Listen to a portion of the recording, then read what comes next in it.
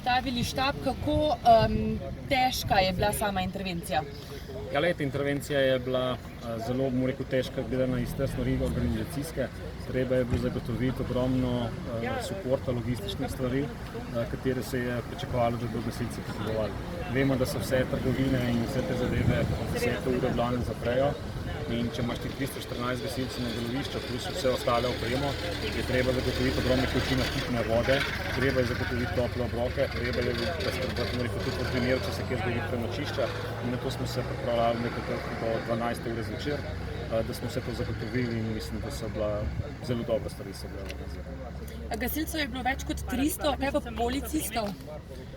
Policistov je bilo, nimamo števila, ampak policisti so bili zelo korektni in so na zahtevo, da se zapre lokalna cesta Cerknica-Rakek, odreagirali tu res v hitrem času.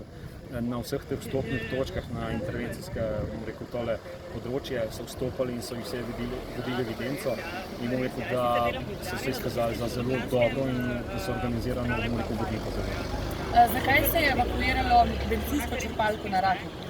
Ja, bencinska črpalka na Rakeku vemo, da je tukaj oddaljena dobrih 800 metrov in ko smo dobili informacijo, da je možnost eksplozije in so se tudi na začetku eksplozije pojavile, vemo, da je bencinska črpalka šibka točka in ne moramo se privoščiti, da bi še imeli novo požarišče in zato smo se odločili in evakuirali črpalko.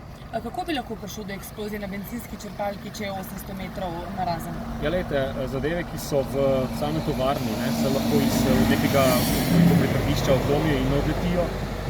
In take eksplozije, ki glede na to, kar smo mi vedeli, da noter obstaja, bi lahko bila tudi eksplozija. Ampak je bolj, da preprečimo, kot pa da gasimo.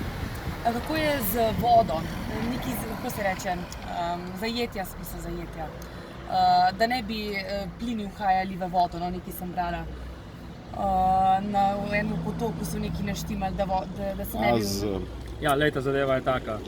Mi smo evakuirali tudi, aktivirali tudi enoto za nevarne snovi kovinoplastika Lož, katera je z Inštitutom Jožef Stefan, ki ima mobilni laboratorij, delala vzorčenje. In ko so ugotovili, da dejansko nekaj izhaja v kanalizacijo, ki je ločena, so nastavili telepivnike in mi rečemo neke tepihe, katere upijajo tele zadeve in tam se je to zadeva preprečila.